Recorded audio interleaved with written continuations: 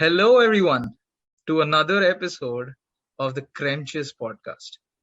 Sometime in the future, we'll be explaining what Cremechiss means, but yeah, that's not going to happen today. Today, we're going to be discussing 10 movies with great conversations or 10 conversations in movies, right?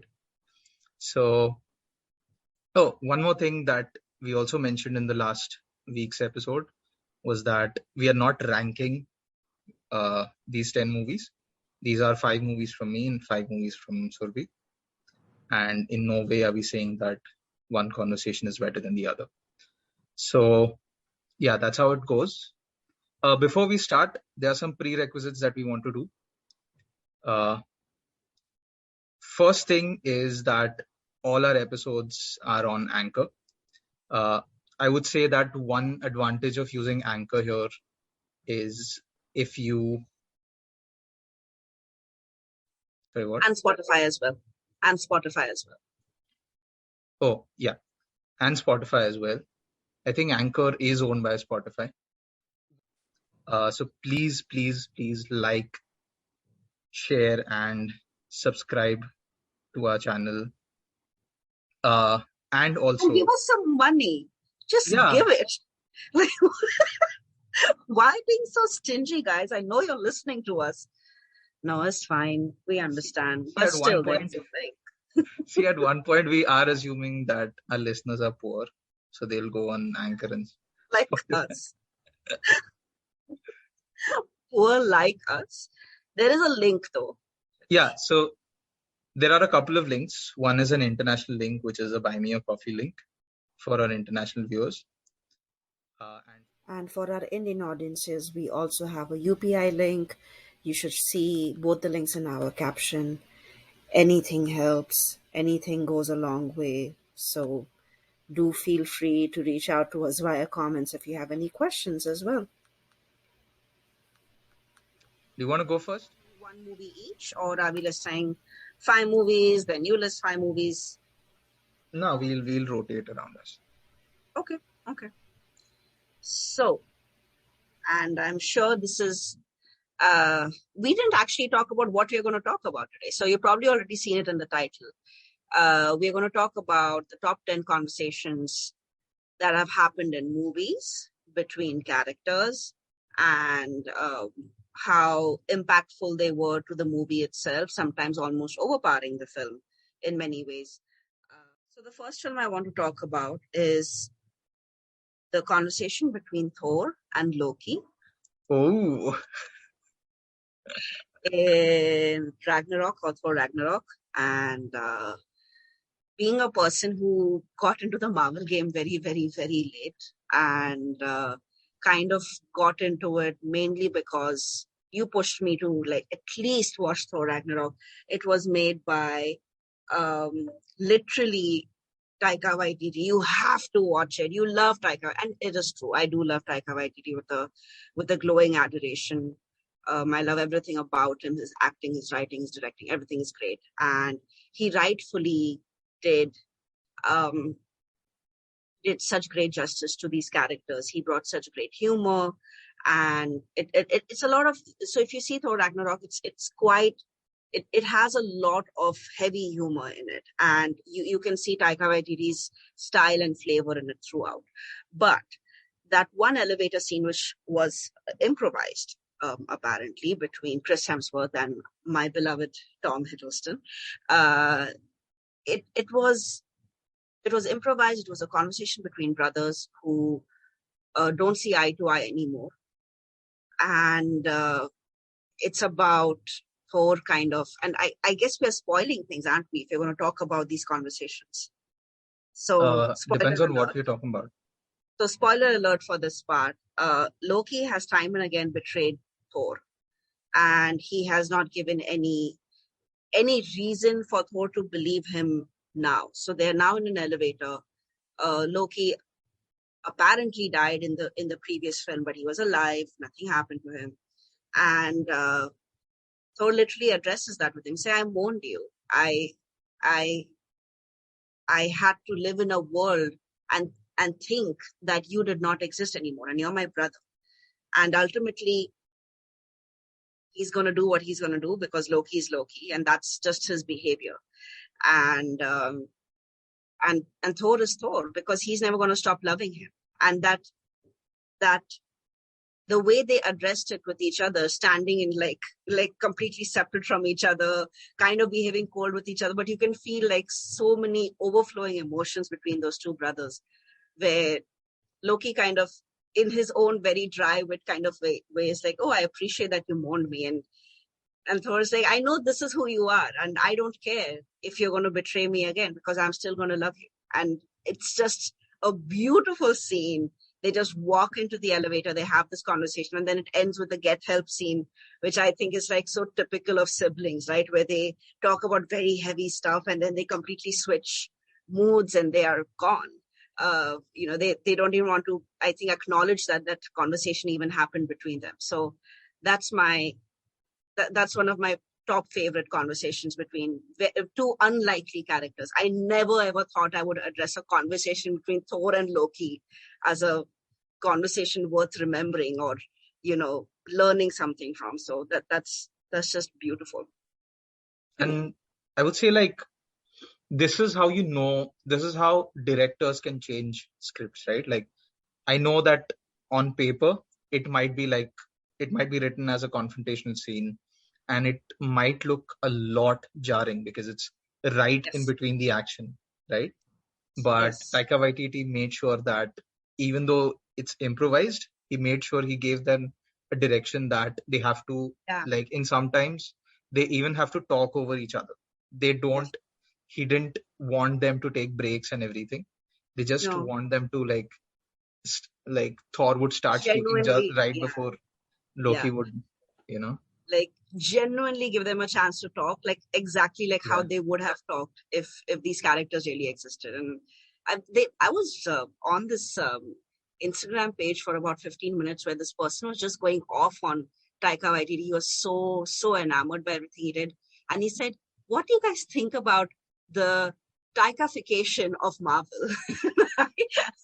I love that word, like, because it was truly the Taikaification of Thor and Loki. You will never see them in that light in any other director or any other direction other than Taika Waititi's direction. So if you think about it, Taika Waititi is the only guy who's done a great transition from indie movies to big MCU movies, right? I don't think there's any other director.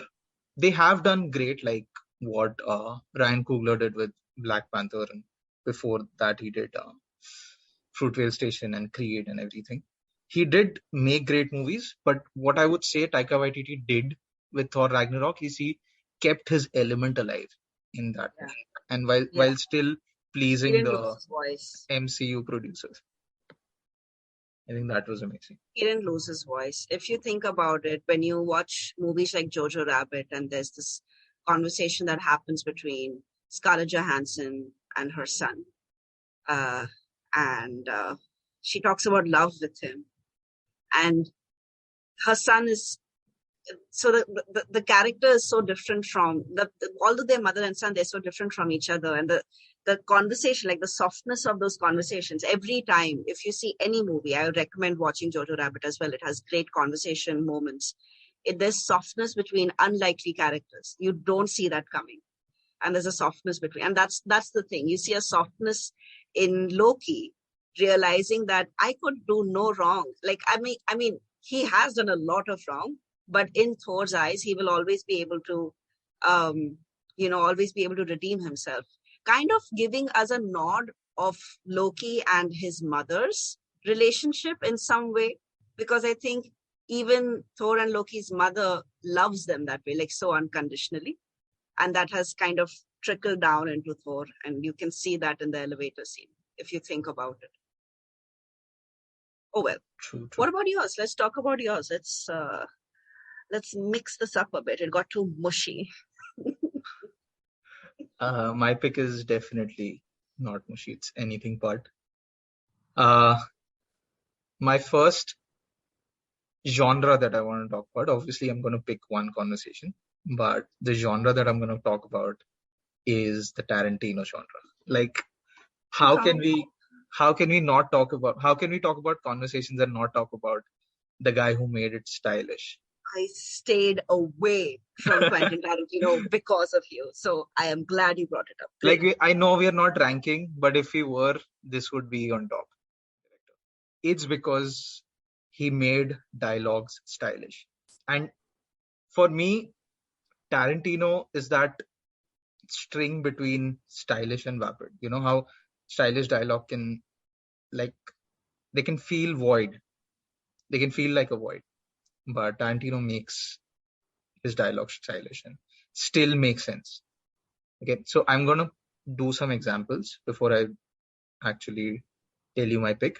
So obviously there's the dinner scene in Reservoir Dogs where they're talking about like nonsense, like how tips are important and everything. Then there's that amazing scene in Pulp Fiction between Vincent and Mia. She's talking about her pilot. Fox Force 5. Why is it called Fox Force 5? Fox as in we're a bunch of foxy chicks. Force as in we're a force to reckon with. And 5 because there's 1, 2, 3, 4, 5 of us. I don't know why I remember that dialogue, but it's just Tarantino. Like, yeah, because it's Tarantino. For me, it's like, I don't know. Everything that he writes, it just I just log it in my long-term memory as my core memory. Then there are those two amazing scenes in Inglourious Bastards. That opening scene where we get introduced to Hans Landa. The tension in that scene, amazing. And obviously the Mexican standoff scene where they go from talking about Mata Hari and King Kong to shooting each other in their balls.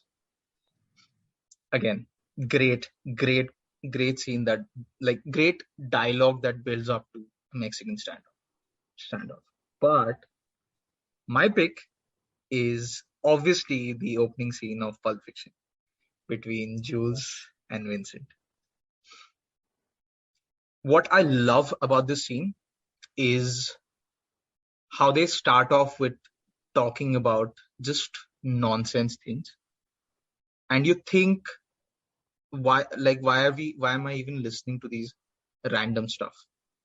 To these random things, how he went to Europe and Royale with cheese and pilots and foot massage and everything. But you don't notice at that point, it is exposition for the characters that are going to come later. Marcellus Wallace, Mia Wallace. So the scene starts off with the Royale with cheese, where they talk about, like, they don't call it quarter pounder with cheese. So no, they have the metric system there. So they call it. They don't have the metric system there. So they call it Royale with cheese. Royale with cheese. And then they go to this place, Brett's house. And again, like, you keep wondering as to what is actually happening in that scene, as to they're outside the door, but they don't choose to go in there. And that scene is later on funny when we get to know that they're there to kill Brett and they're just postponing because they're early there. That's amazing. And obviously the foot massage scene. I love every single thing about whatever that they were discussing about foot massage, as to how sexually appropriate it is to give someone a foot massage. Would you give a mom a foot massage? Get the fuck out of here. I like that even became part of like the discussion in the general spectrum of things. You're like so obsessively talking about the appropriateness of a foot massage. Like that has to be something so typically Quentin Tarantino, and to consider he's our foot fetish king when it comes to when it comes to like movies in general. Anybody who has paid even a little bit of attention to Quentin Tarantino films, you see there's always a scene where there's a girl who's bare feet and she's dancing or walking or just putting her legs up, but there's something going on with bare feet. And you've seen all kinds of feet, right? Like, yes, small feet, big feet, dirty feet.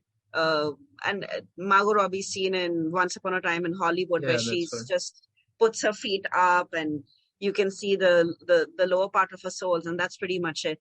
But if you think about it, this is why that conversation is a bit of genius.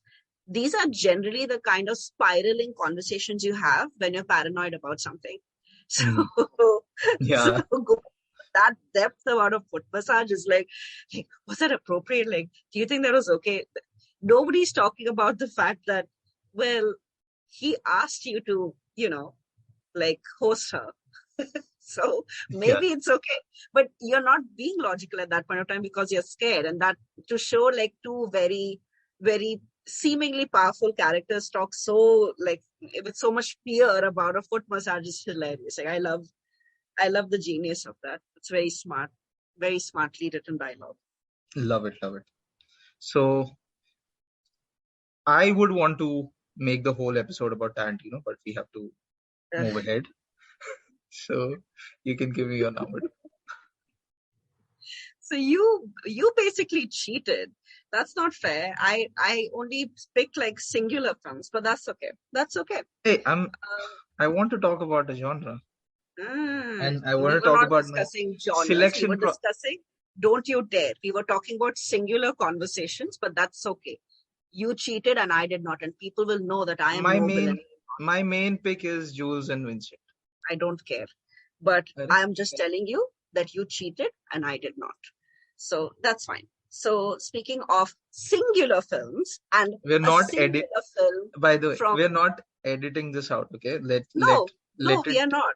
Let it be known that I was noble and I followed the rules. But that's okay. Let it be known that people admire, like they are their recommendation horse. Can I start my recommendation? Thank you.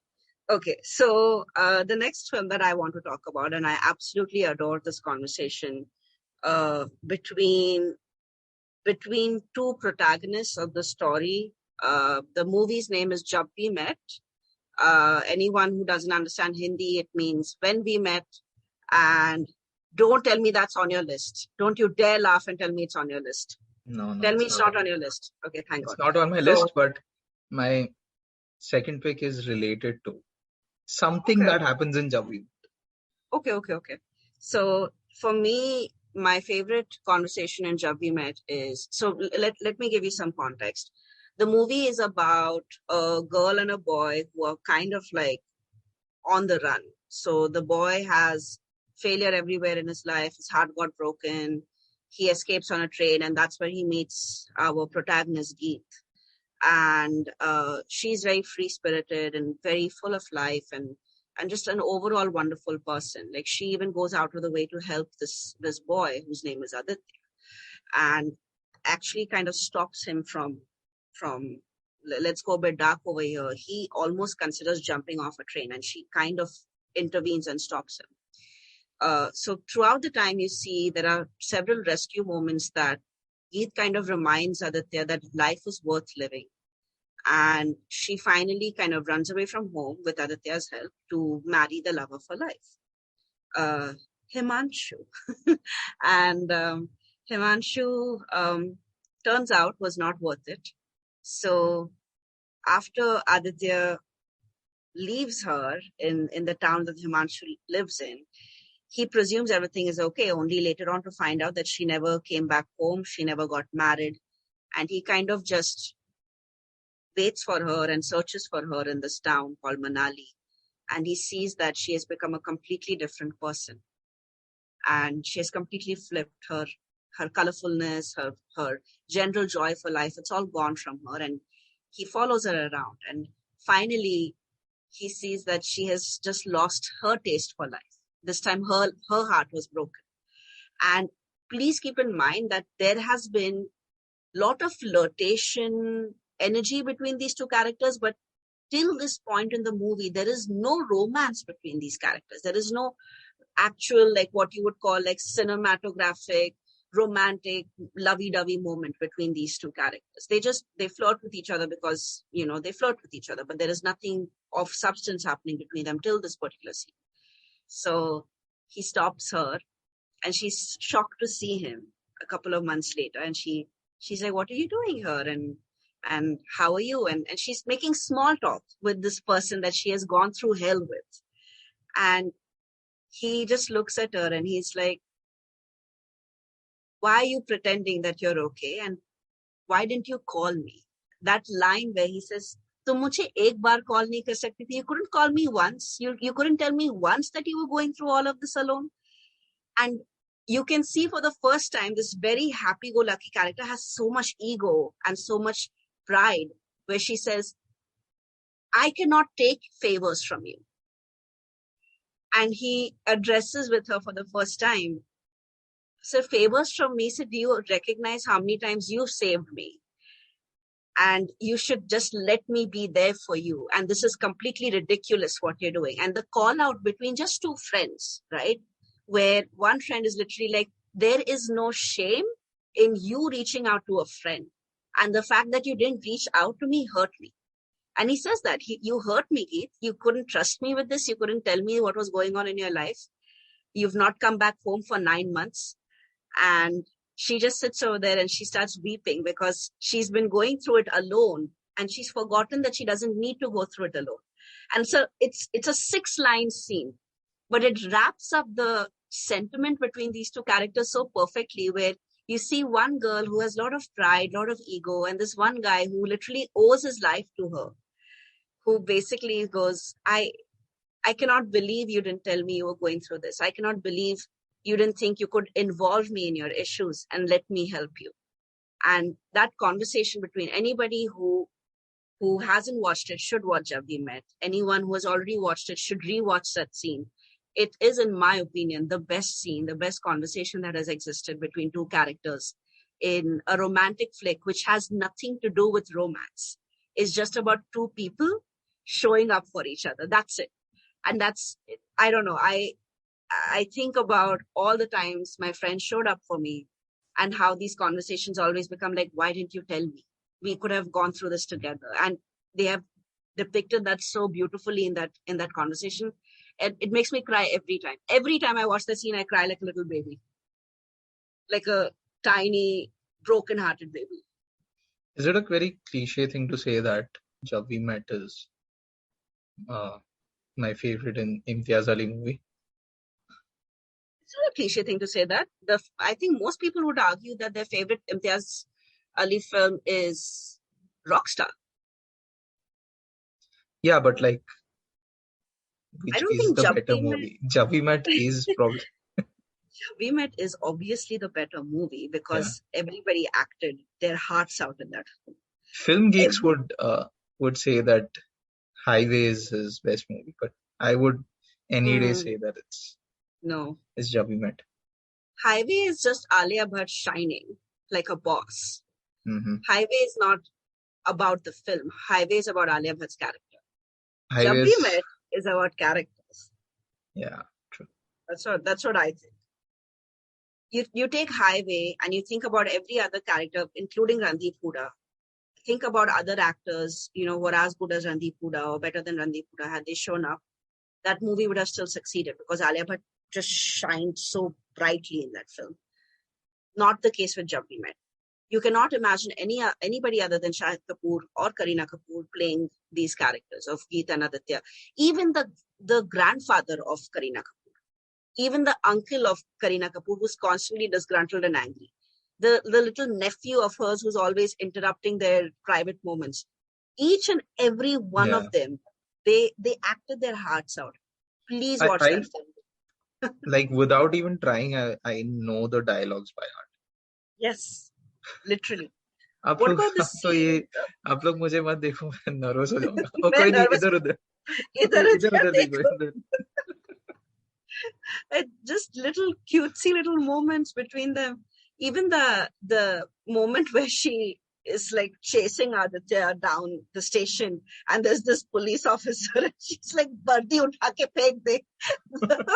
Even his placid expression, and that's just like, oh, I failed in my duty as a police officer. I don't know. There isn't one character in Jab We Met which could have been replaced by someone else, or who was an irritant, or it's like, oh God, if this person did a better job, this movie would have been so much better. That has not happened in Jab We Met. I cannot say the same for Rockstar. I can definitely not say the same for Highway. True, true. All right. Okay. My number two pick is something you might have preempted. It's again, I've cheated a bit because I can't distinguish. I can't distinguish between these three movies, and it's Just the do it. before. I hate you, and just do it. It's Cheater. it's the before trilogy. How can okay? Whoever's seen all three movies, just tell me if you can differentiate Name the in terms before of movies. in Name them. sunrise, before sunset, and before midnight. Okay, now tell me, whoever's seen the before movies, just tell me in the comments below. Can you distinguish? Like, I'm not talking about which movie is your favorite and how would you rank them. Can you distinguish the conversations that happens in the movie? Can you tell them apart? Just tell me that. Okay.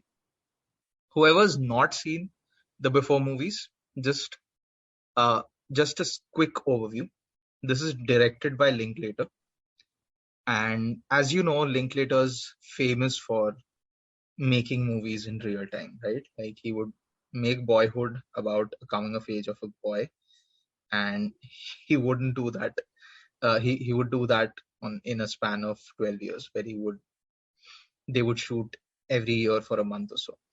Before movie, the before movies are about these two characters, a boy and a girl, meeting and talking to each other every 10 years. So there's a movie that came out before Sunrise came out in 95. Sunset came out in '04 or '03, and Midnight came out in 2013. And the whole movie is about, all three movies are about them having conversations. Nothing much happens. Like there is a story, there is a thread between these three movies, I would say. I would not spoil it. But there is a thread. But if you're interested in watching just two people having conversations, you should watch these movies. Uh, but then again, like I'm giving you a warning that if you're going in for a mushy romantic story, there isn't much in it for you. It's only about these people having conversation. What I love about the real time approach of these three movies is that, so it's 95, 2003, and 2013, right? So these people are evolving, like they meet in their 20s, 30s, and 40s. The conversations in these three movies are always evolving, in the sense that when it's in Sunrise in 95, they're talking about what life has in store for them. They're talking about the uh, the places that they're visiting. They're talking about college. Talking about education and everything. But when they meet in their 30s, you know that these guys have developed a sort of experience. They have gone through some things in life, and now they have a lot more opinions. They're more opinionated than what they were 10 years back. So they have like these strong political conversations. They have political views. And then again, in Before Midnight, now they are talking about kids. I'm not spoiling whether it's their kids or their respective kids or kids that they have on their own. That's for everyone else to figure out. But they are talking about family. They're talking about kids and everything, something that they did not talk about in the previous movies. So I love the way that the real time trope comes into play in these movies. Usually, I don't like uh, romantic movies with a lot of dialogue in it. I don't. I prefer romantic movies with the non-verbal part of it. That came out wrong. Sorry. I mean, like, you know what I mean. No, I really don't. Please explain, son. Please go into detail about why you said what you said. Tell me. I'm talking about the eyes, not the as. Sorry. Ugh. But yeah, usually I don't like these things. But like heavy dialogues and everything. That's why Eternal Sunshine worked for me so much. It's not about what they say, it's about who they are. And so yeah, that's what the before movies mean to me.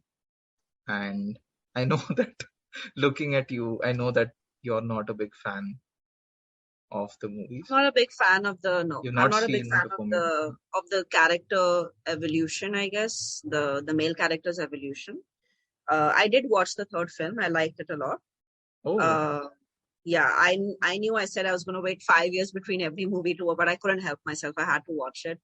I adored the female protagonist in that film. I think the conversations of any amount of intelligence or anything which is even remotely impactful, they stem from her. And then in the process of keeping up with her, the male protagonist contributes. That's what I love about those conversations between them.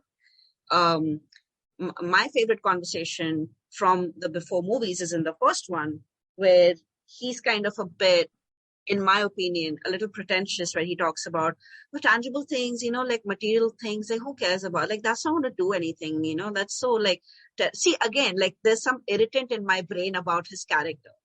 And then she says, what's the harm with buying or investing in material things like clothes and shoes? Because every time I buy a new dress, I feel happy again. It's like a renewable desire. And I think if he has even an ounce of character development, it's because of that line of hers, which is about stop being pretentious. I see through your bullshit. You are just a boy right now, and I am all woman. You cannot keep up with me, sir.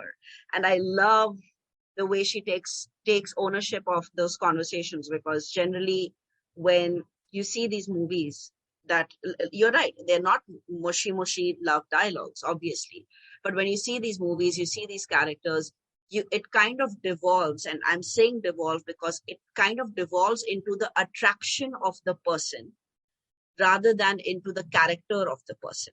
So if it gives us insight into what the person is and it helps us fall in love with the other person, that's when it's a successful romantic dialogue between the two. And that's what they've pulled off in the before trilogy. At least in the first film, they have done that splendidly. And I thought every dialogue exchange that has happened between the two of them, you will come out a better person at the end of that dialogue.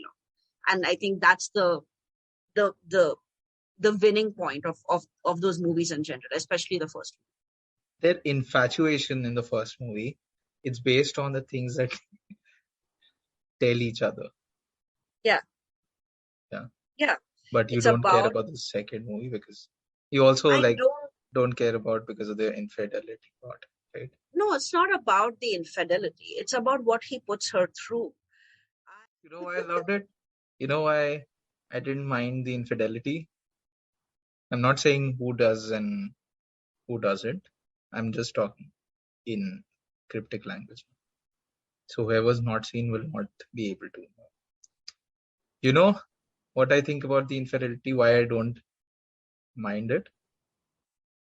Because वो प्यार में थे और जब कोई प्यार में होता है तो कोई सही गलत नहीं होता. So Sank is taking a reference from Jab We Met, where in Jab We Met, Aditya reveals to his friend Geet that his mother had an affair and she left his father and just ran away and eloped and got married or whatever. And Geet says, it's okay. The stuff happens. And Aditya goes, she's such a nasty woman. Like, she's such a horrible woman. Like, why would anybody respect her? And the first thing she says is, first of all, she's your mother. You cannot talk about her that way. And second of all is fair in love. And they were in love and it happens. And sure, that can be the running justification for all films, but we need to stop at some point with that. Like, that's just, I feel like, I'm not saying it's correct or not, but I'm not saying it's correct or not, but I thought it was justified, and we cannot talk about this right now because this is like, sure, this is breaking spoiler territory. Sure, absolutely. Let's move on to my next one on the list. So third one, Zindagi Na Milegi Dobara. Oh. The conversation between the three friends when they are in the bar and they are drunk, and Hrithik Roshan is talking about how everything is destined and fated because he's drunk and he's happy. Somebody that he was really, really attracted to just made out with him. Like everything is worked out great in his life. Like, so basically it's about three friends. They take a road trip through Europe, and they're basically just they're having a bachelor's party for one of the protagonists in amongst the three of them. And Hrithik Roshan, who's playing one of the characters, he's basically just drunk out of his mind. He just, was part of a Spanish fiesta. He had a great time. He was so excited and happy and calm and drunk, just like completely weird drunk.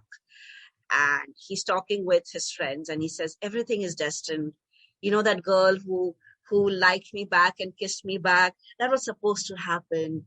We are supposed to end up drunk in this bar, and this life was supposed to happen exactly in this way. And then the friend whose bachelor party it is, he says, and you were going to cancel this trip. You were literally going to back out on this trip. And he's like, I know I was going to back out on this trip. I was going to cancel this trip. But you know what? Even that was written. Even that was destined. So the third friend gets frustrated and he's like, just stop. Stop with this is destined and this is fate. This is stupid. And please keep in mind, like, he's the most poetic character of the three. And even he's frustrated with this destiny shit. He's like, just stop talking about destiny. And then Hrithik Roshan looks at him and he looks back at his friend and he goes, even this is destined. Him getting frustrated with me is also fated. And it's like, you wouldn't expect from a character like Hrithik Roshan, right? Because before that, he's just like a robotic corporate slave. Very corporate slave, very upset with his life. In spite of the fact that he's financially successful, he feels morose and morbid because of, heartbreak and other things. But that scene is so beautiful because there is some context to this movie. The reason Hrithik Roshan did not want to come on this trip was because of the third friend played by Farhan Akhtar, who's done his role so well in this film. If he doesn't do anything else in his life and he just does this Zindagi Na Milegi Dobara, he will be able to retire peacefully. Like, he's done such a good job in this film. And basically, there's another conversation which happens between the three of them where they finally address why Hrithik Roshan didn't want to come on the trip in the first place. And it's because his best friend, Farhan Akhtar, had an affair with his girlfriend. And that broke his heart because he lost his best friend and his girlfriend in the same event. And that's why he didn't want to come on this road trip with Abhay Deol, who was about to get married, because he didn't want to be around Farhan Akhtar. And throughout the movie, you can see the tension between them. You can see them not seeing eye to eye about things. You can see them constantly bickering in a very subliminal kind of way.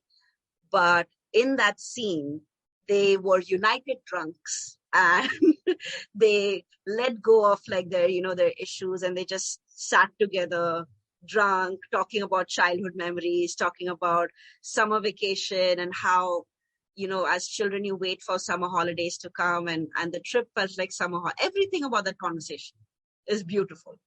It's just beautiful. Like, it is literally how friends converse with each other. I'm realizing there's a pattern in what I'm talking about, and it's about sibling friendly kind of things. And I wonder if somewhere down the list I'm going to break that pattern. But worth watching that movie for that scene. Also, you talked about Dil Chahta Hai last week. I did talk about Dil Chahta Hai last week. I did. But Zindagi Na Milegi Dobara is not Dil Chahta Hai, obviously, but does it have fantastic character conversations? Absolutely does. This one is my favorite one. I love the complete nonsensical, drunken babbling of the characters, and and it's not nonsensical. It's just adorable. You just watch it and you're just smiling through the scene, and I love that. Like, I'm smiling right now just talking about it. Like, it's worth watching just for that scene. It's amazing. Just for that scene. It's like, so the movie starts off with, sorry, not the movie, sir. Does this scene start off with him talking about the Doordarshan logo? I think it ends with that. Oh, okay. So, a bit about that, like so a lot of jokes that they crack in the movie is something that we aren't supposed to always get, because there are these like inner jokes, the inner circle jokes, Yes. that you crack with your friends, and obviously other people are not supposed to know about it. Yeah. That's what I love about it. There's this one line that he throws where he looks at Abhay Deol and he goes, the three of us were supposed to end up in this bar. You, me, and asshole. Because you can still kind of see that he's not gotten over the fact that his friend kind of betrayed him, but with like light comic humor. You will only see that happening between friends. It is, again, anybody from the outside who's observing that conversation at that point of time is not going to know why he called Farhan Akhtar an asshole. But you're going to feel some kind of nostalgia. You're going to feel some kind of togetherness, some sense of belonging, even though you're not part of the friend circle. Like, that's the beauty of that scene. Brilliant. Okay, my third pick is a group conversation. I wanted to pick something. I wanted to pick a group conversation, and I nearly went with the knife scene in Piku. I love that scene, but I thought like the one that I picked was 12 Angry Men, and I thought that would be like, that's a group conversation on a bigger scale. That's just a group conversation happening on a, like, for the next 90 minutes or so. So whoever's not seen this movie, this movie is about 12 angry men. It's about 12 jury members who are gathering. So the whole court proceedings are done, and it's up to them to decide whether a boy has actually committed murder or not. So the movie starts off with them gathering inside this room to decide the fate of this person. And it's a rainy evening, gloomy evening, and everybody, like, I think what they've suggested, that they've not shown the proceedings and everything. It just starts off with them gathering in that room. So we don't see anything that has happened before that. But it has been hinted that the prosecutor has given a great argument. So they're all there to get out of the room in the next 15 minutes or so. They're all convinced that the boy has committed the murder. Okay, except one jury, who's played by Henry Fonda. So there are these 11 men who are for the conviction, and Henry Fonda is against. So when the first vote happens, you get to know that he is not going to budge. He is just not convinced. And as you guys know, that to get out of that room, it needs to be a unanimous decision. So the whole movie, the next 90 minutes, is about them trying to convince him that the boy is a killer, and him doing the opposite to them. And it's probably the most gripping 90 minutes that I've ever spent in a movie. I saw this as a late teenager. I did not care about black and white movies from the 50s. And this movie changed my view on that type of movie. I can say that type of movie, I can say that this was a gateway for me for all the other amazing movies. Like, I discovered Hitchcock after I saw 12 Angry Men. So I'm really grateful for this movie. And you would think that, even though it's a 50s movie, it's a black and white movie, you would think, and the whole movie is taking place in just one room. You would think that there might not be any thrilling scenes or so, but trust me, there are. It's about how he convinces each one of them. I wouldn't say what happens, whether he manages or not. That's for you guys to discover. But it's just some brilliant, engaging, thrilling scenes just through dialogues, and that is why it is part of my top 5 conversations of all time.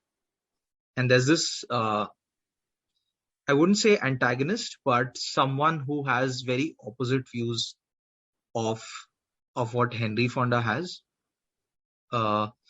He's this guy who's like, who doesn't want to budge. He's probably the hardest that Henry Fonda is finding to convince. And just the interaction that they have between the two, of how they're trying to one up each other, is it's a treat to watch every scene in that movie. And it's one of my top maybe 25 movies of all time. 12 Angry Men.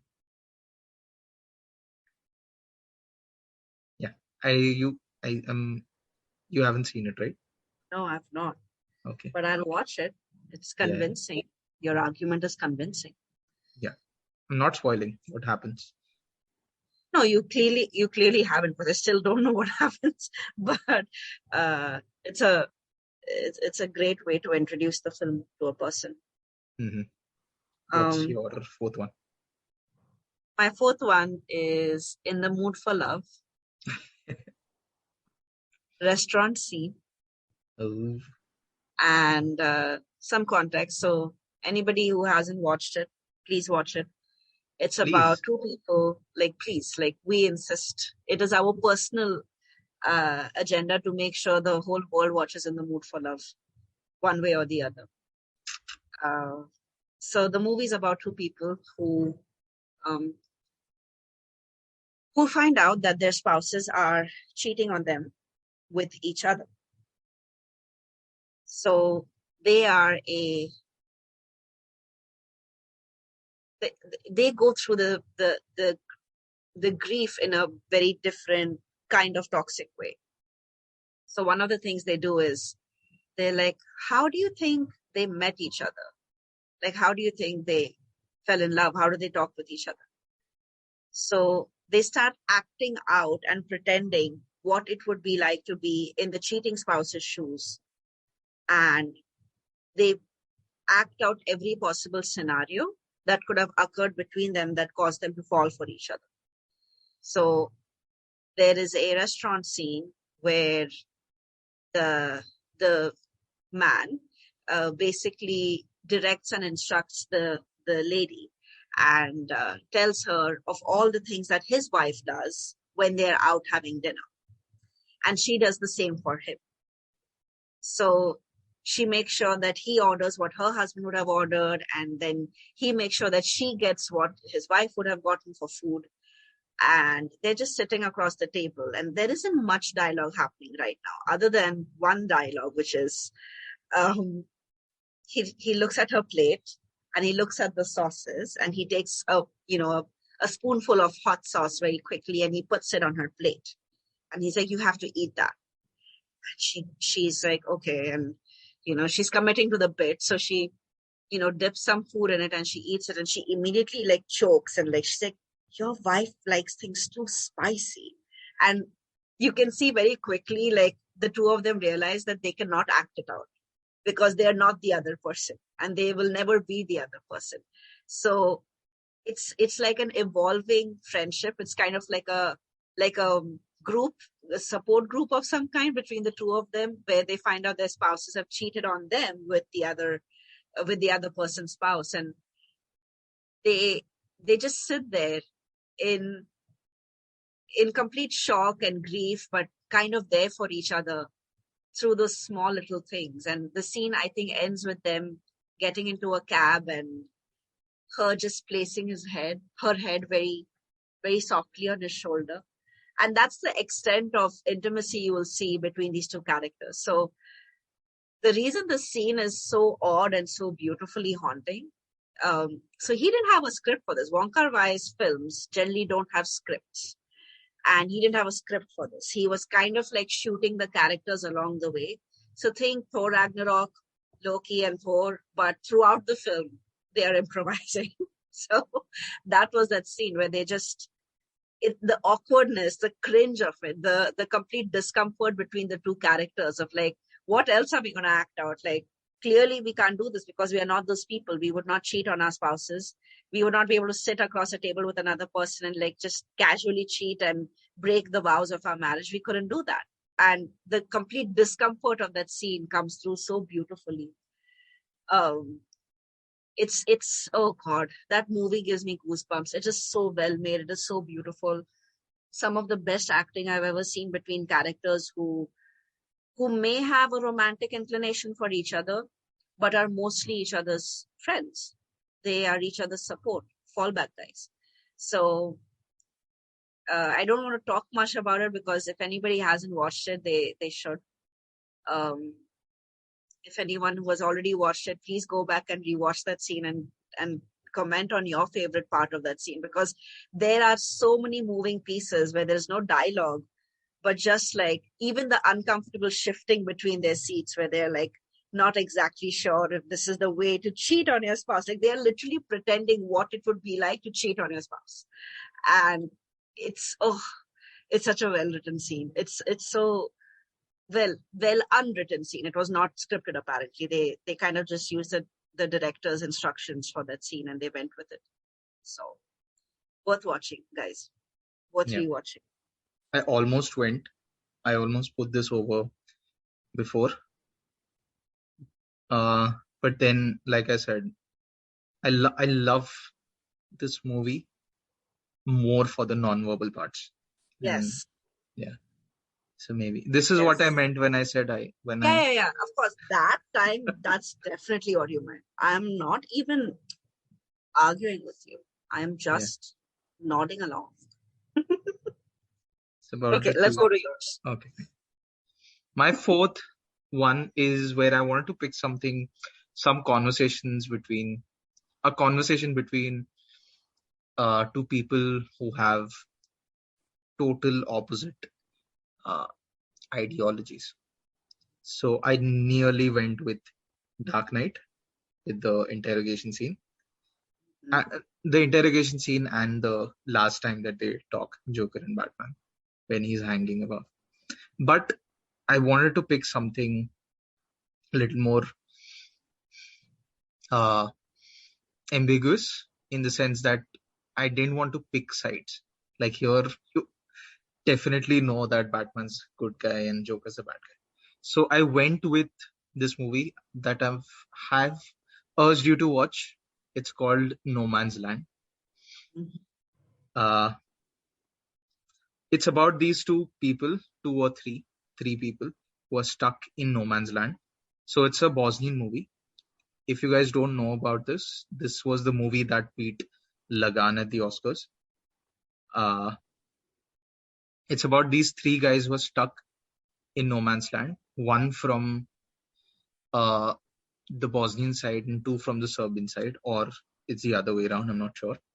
And they're stuck there because none of the two sides can actually kill them, because if they bomb that pit, their man also dies. So none of the two sides can do anything about it, and they also can't kill each other, because as soon as the other team knows that they've killed their man, they would immediately bomb them.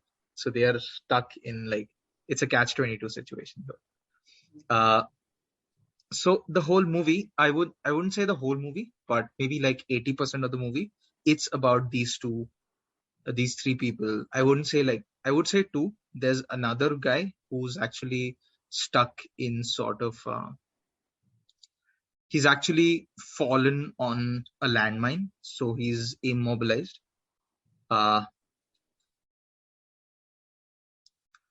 rest of the two from the opposite sides, they are more active there. What I love about the conversations that they have is about them talking about how they despise the other guy or the other country without even knowing anything about that guy. And that says so much about the war, right? Like, you kill people that you don't even know about. there's this amazing scene that was referenced in a Bollywood movie. I'll talk about the Bollywood movie later. But there's this amazing scene. So one of the guys has a rifle in their hand. So he's like, you know what? Uh, so they're arguing about, you bomb my country. That's why we're at war. And the other guy is obviously not uh, agreeing to that. And at one point, he thinks that the other guy is making sense. And at one point, the guy with the gun, he just gets irritated as to like, he doesn't want to talk about it. And like, so he points the gun at the other guy. He's like, okay, now you tell me who started the war. Like, what? Yeah, I'm pointing the gun at you. You tell me who started the war. Like, fine. We started the war.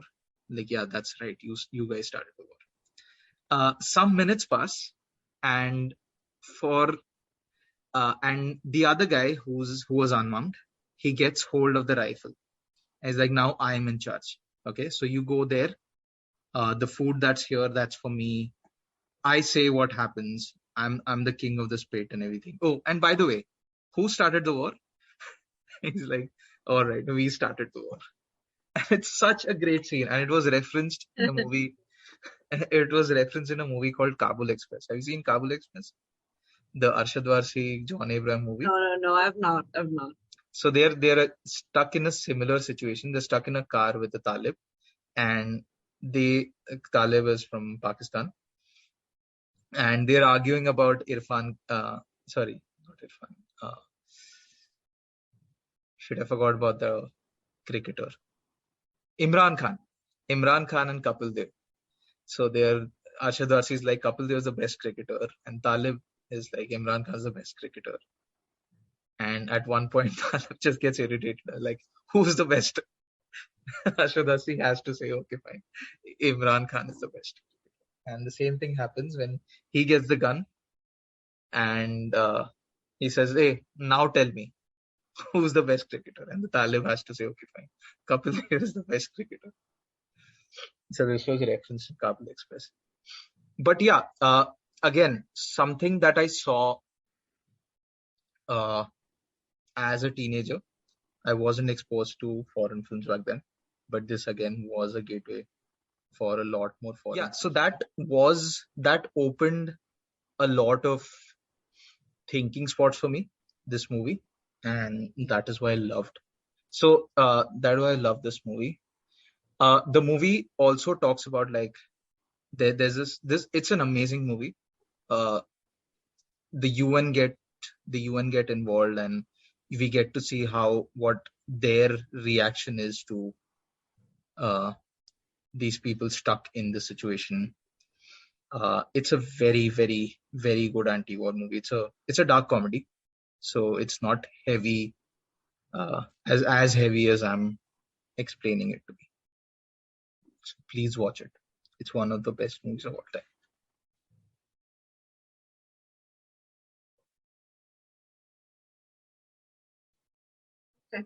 Okay. So are we going into our top, like not top, I guess, the last movie without Yes. Without special mentions or with special mentions? I would like to show some special mentions. Okay. You do you. Just some. Okay. So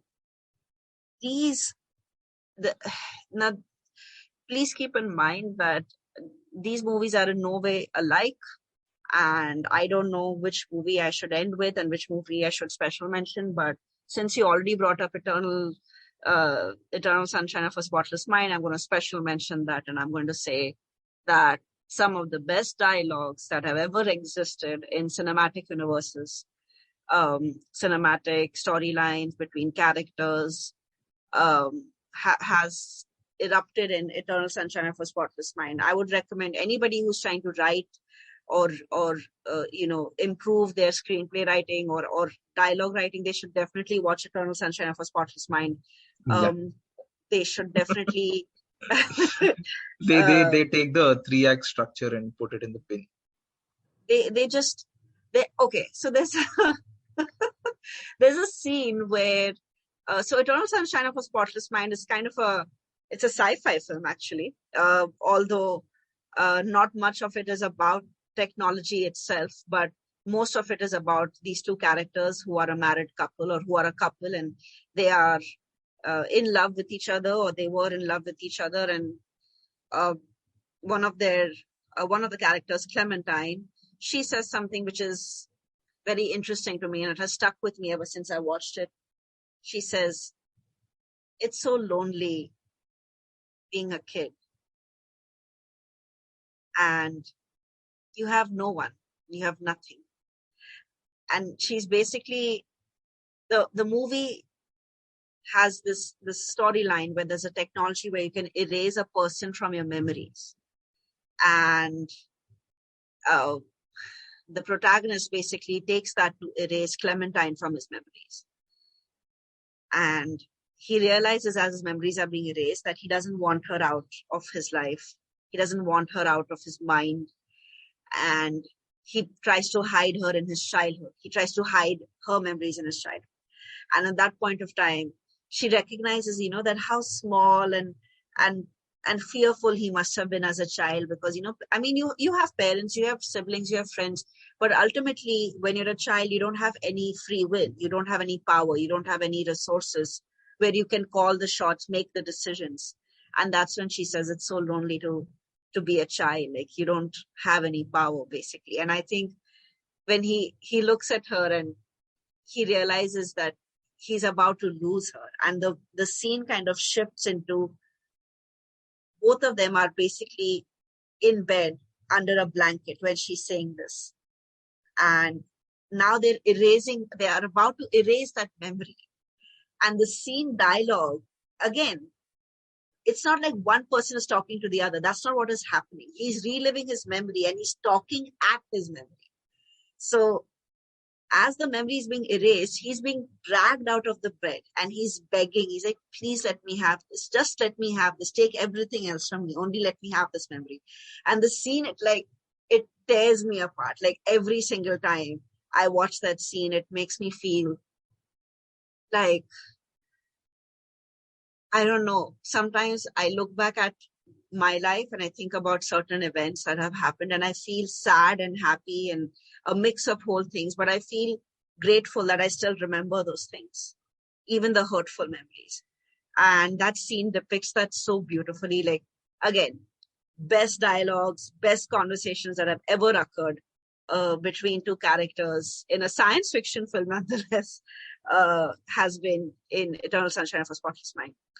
And my top film, actually, we should also, maybe, guys, we will next time do amazing conversations in series, because it just came to me. Sorry. I Yeah. think we So should when I do was picking out things, there were so many things that were that from I was like, series. "Oh, I can't pick this because it's a TV show. I can't It's pick this because..." from a show, right? Yes. Yeah, guys, we are going to next time do maybe something with shows. Give us let us know if that's something you want us to discuss, because there are amazing dialogues in shows as well. And but Only anyway, if you want us to discuss, because we did something in the past that I don't know if you guys wanted and it flopped.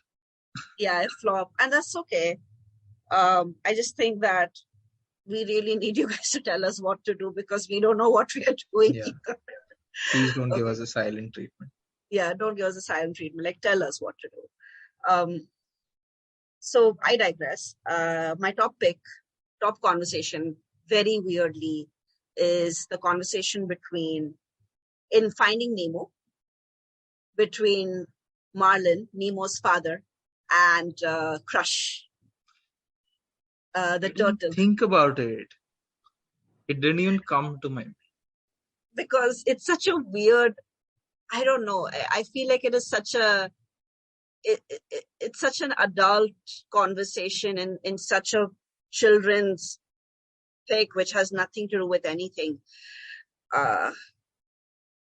But if you think about it, some of the greatest animation films, like Incredibles, when Syndrome is finally recognized for his powers and stuff like that, and he has this conversation in behind the scenes where he says, I'm going to be a superhero for some amount of time, and then I'm going to sell my inventions, and then everybody will be superheroes, and then no one will be superheroes. And some of the most darkest dialogue has somehow showed up in why am I saying Indian films? In animated films. And I think we have to keep that in mind as we are, I don't know, addressing Pixar films especially. I think Finding Nemo was first of all, such a interesting plot. So the story is basically about a clownfish whose son Nemo gets kidnapped or basically hunted so that he can become, I don't know, a present for some dentist's niece or something like that. And the whole story is about Marlin trying to track down this dentist's office and get his son back and get Nemo back. So that's why he's finding Nemo. And there's this conversation that happens between him and this turtle, Crush, that he meets along the way. And you can see Marlin constantly. Is his name Marlin or Merlin? I feel like I'm completely messing that up. Marlin. Or is it Marvin? But basically what happens is this father, he meets another father. So anybody who is a parent or has overprotective parents will kind of, his name is Martin. So we'll kind of understand why this scene is so beautiful and so, I don't know, so necessary to the whole storytelling piece. Marlin is known to be an overprotective, paranoid father. He does not want his son under any circumstances to be out of sight. He lost his wife in a very tragic way. So he wants to make sure that his son is safe no matter what. And in this journey, when he meets Crush, who's like this zoned out surfer kind of guy, and he has this very zoned out, I don't know, weed smoking vibe about him, which I absolutely adore. And it's so cool the way he talks to him. And he basically says, that's my son. And, so Crush the turtle himself has a little baby turtle, and they're swimming through a current. And while they're swimming through it, his son kind of accidentally gets pushed out of that current. And he feels immediately Marlin's reaction is like, oh my God, I have to go save that child. And Crush kind of stops him. And he goes, wait, give him a second. Let's see what he can do. Can he swim back into the current? And you can then see, that his son kind of figures a way out and gets there and gets back into the current. And he's like, Dad, did you look at me? Did you see what I did? And he's so proud of himself, and Crush is so proud of his son. And that lovely interaction between them of Noggin and Finn. So they bump heads and then they slap fins. And he basically, Marlin looks at him and says, like, how do you know when they're ready, when your kids are ready? And he says, you don't know. When they know, you know. And that's pretty much it. And that dialogue is so beautiful between two fathers about kids and letting kids go and letting kids do what they need to do to discover themselves, even if the parents know better sometimes. Like, you cannot protect your child from every danger in the world. You can't. That's the point of the story. But it was a learning lesson for Marlin as well, that sometimes he cannot keep intervening and getting in the way of his son's life. He has to let his son go and make his mistakes. And that's kind of what I took from that. I thought it was just beautiful. That whole interaction between them, like of two different fathers with two different parenting styles and them talking about their kids, like such an adult theme in such a otherwise sweet little animated film. I love that interaction between them. I think like the relationship itself like made the movie amazing. Mm-hmm. I don't think anything like that was explored ever in Hollywood, like let alone animation. Yeah. There is, I don't know, there is so much beauty in the current animation films. I don't know. I mean, we could even talk about Inside Out and the conversations between the parents about their child and the final conversation she has about how she misses home. And there is, I don't know, the animation films, Pixar films especially, they have figured out a way to just break our hearts every time. I don't know. I'm yet to see a storyline which is like, well, I don't care about it. Like, or a conversation between characters which wasn't completely uplifting and beautiful. True. Okay. For my final pick, I wanted to go with something that was a lot multi-layered, in the sense that when these people have Did you pick multiple movies again? Be honest. No. Okay.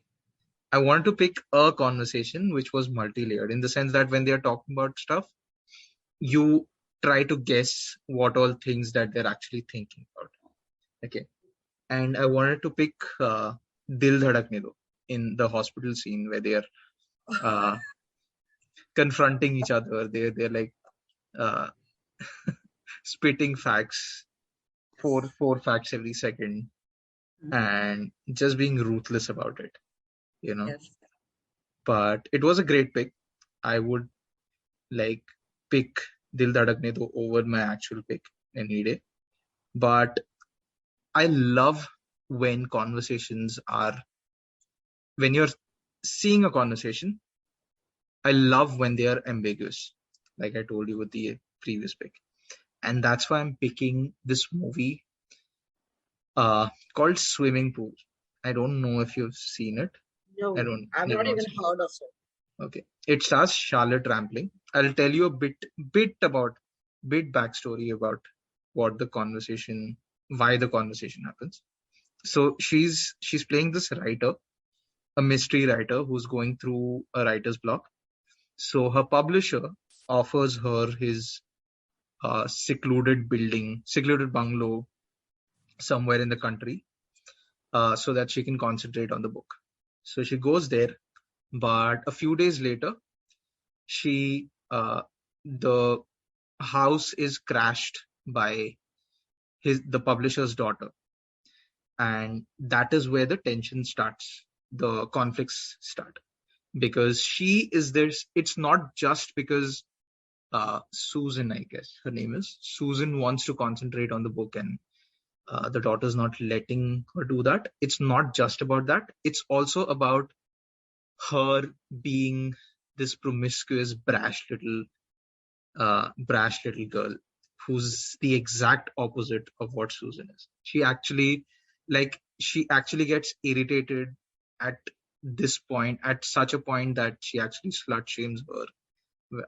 So in front of her, the daughter would start like having uh, one night stands and everything, and she maybe like purposely would like make noises just so that it reaches Susan's room.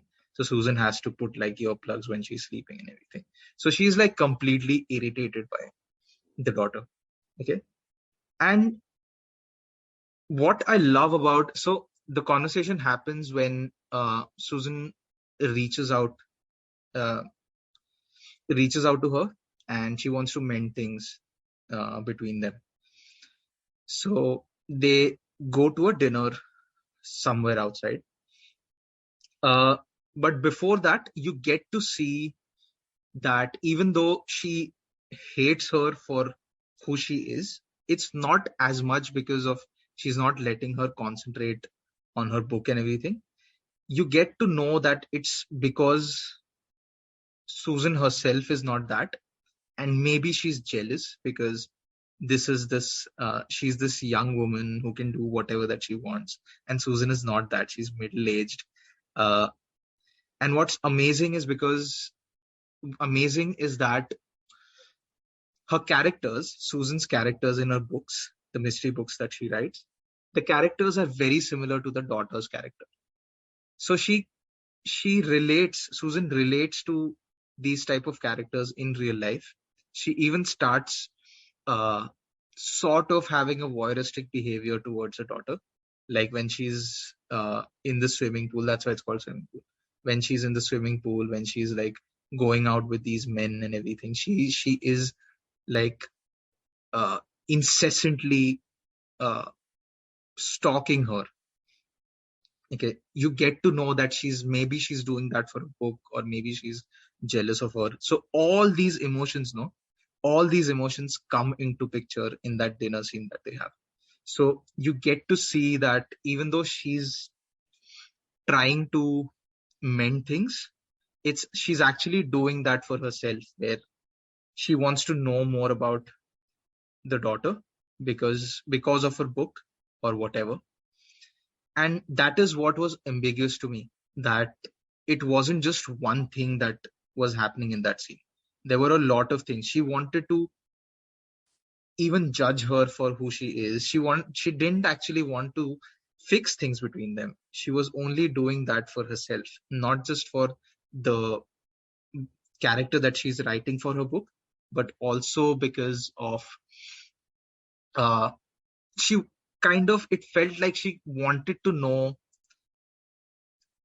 uh things that are going wrong in the daughter's life, so that she feels good about herself, like that.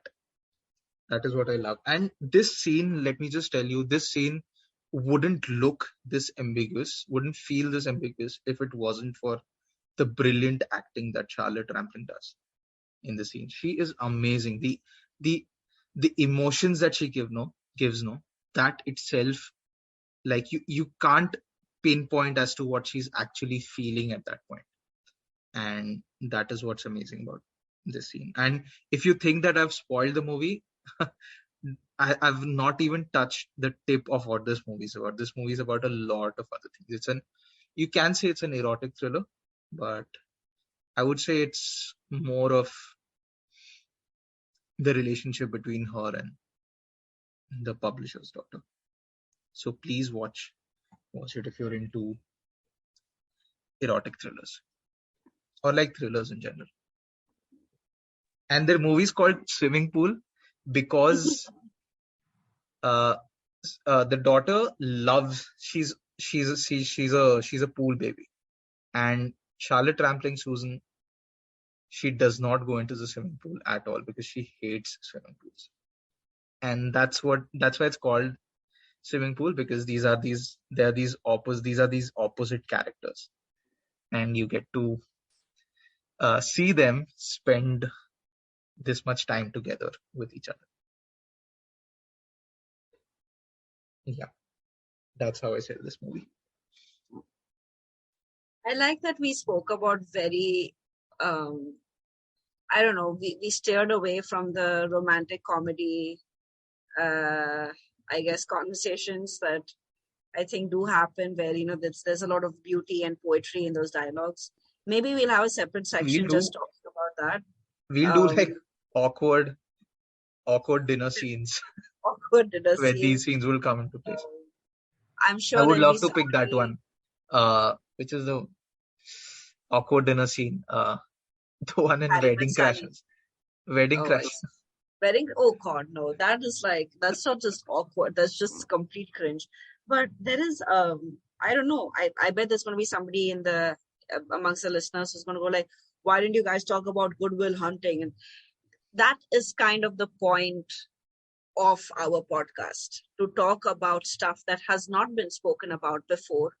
Good Will Hunting is a jewel when it comes to great dialogues, great conversations. Your turn, chief, and it's not your fault. Like any of the scenes, the fantastic actors, fantastic dialogue. But the thing is, every time I go online to understand, oh my God, what is something new that I have not watched or I have not seen or not thought about in that light? If it is about dialogues and conversations, Good Will Hunting will definitely be mentioned. I'm sure whoever is listening, you must have heard a bunch of other things that always show up in people's top 10 and stuff like that. That's not the point of the show. The point of the show is to explore that right now in 2022, in the month of June, what did Sank and I feel most allure towards when it came to conversations? What did we find most impactful, most comfort in as people who adore cinema? And that's kind of the point of this, to be able to talk about stuff that has not been spoken about before in the best way possible while making sense to anyone who's listening. So if you guys think there are other movies and concepts and other podcast reviews that have not been covered, do tell us. We would love to, do some research and investigation on your behalf, and then we can talk about it. But other than that, it was so nice talking with all of you, especially you, Sank, even though you cheated. I You still, also, so if you can have special mentions, I can have special mentions sprinkled all over my I file. had one special mention, and you should be ashamed of yourself. But anyway, what I'm going to say is, thank you guys again. Do subscribe, do like. Please check out our previous podcasts. We have had a two-parter about everything everywhere all at once. And we also, I think while we're recording this, we're about to release, I think, another Feel good. listing of film of feel-good films. Yeah, so we are about to release feel-good films in a couple of hours while we're recording this. So do check that out and do let us know what you think about it. Thank you, and have an awesome... Donate. Yeah, donate. Give us money, give us likes, share our videos. If you don't like it, share it. Like, let other people listen to it. And other than that, I hope you guys have a great day or a great night. I don't know when you're listening to this. If you're gymming and listening to our podcast, you're a weird one, but we love you and we adore that you're here. Thank you, and see you soon. Ciao, Bella. Ciao, Bella.